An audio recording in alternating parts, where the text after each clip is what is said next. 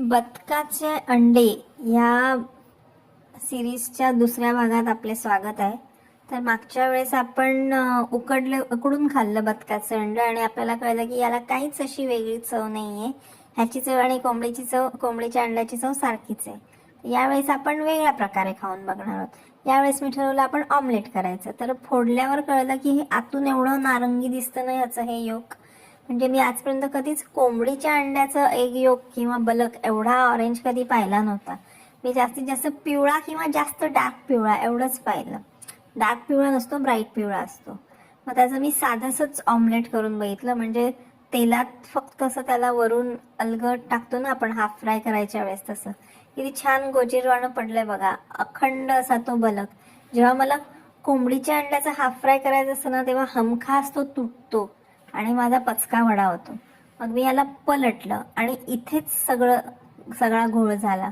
मी याला थोडं जास्त वेळ ठेवलं, लगेच काढून घ्यायला हवं होतं, पण मी जास्त वेळ ठेवलं त्याच्यामुळे त्याचं आतला जो बलक आहे तो पूर्ण शिजून गेला आणि मला अजिबात बदकाच्या अंड्याचं हाफ फ्राय मला खाता नाही आलं. त्याच्यामुळे माझ्याकडे बदकाच्या अंड्याचं हाफ फ्राय आणि कोंबडीच्या अंड्याचं हाफ फ्राय याचं कंपॅरिझन नाही. पण जे जसं बनलं त्याच्यात मी हलकं असं मीठ टाकून वरून खाऊन पाहिलं आणि खरं सांगते काहीच मला वेगळी चव जाणवली नाही. जशी उकडल्या अंड्याची चव मला कोंबडीच्या अंड्यासारखी लागली ना, तशीच ह्याची पण चव मला कोंबडीच्या अंड्यासारखीच लागली. फक्त ह्याचा आतला जो बलक आहे ना पिवळा, तो जास्त क्रीमी होता. मग मी ठरवलं काहीतरी वेगळं ट्राय करायचं.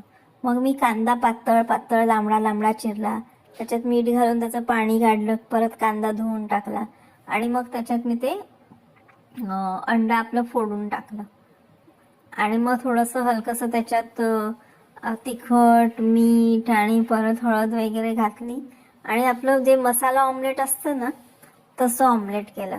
अजून पण स्क्रीनवर तुम्हाला जुनंच ऑमलेट दिसत असेल, कारण हा अगोदरचा व्हिडिओ थोडा लांबडा होता.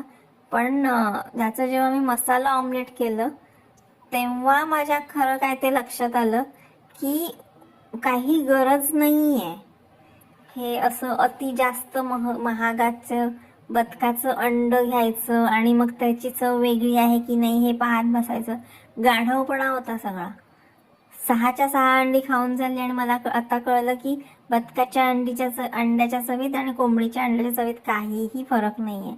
पुन्हा मी असा गाढवपणा करणार नाहीये. दिसलं म्हणून घेतलं.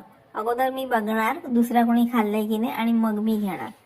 तुम्हाला करायचं असेल का गाढवपणा करू शकता, पण मी तर सजेस्ट करेन अजिबात करू नका.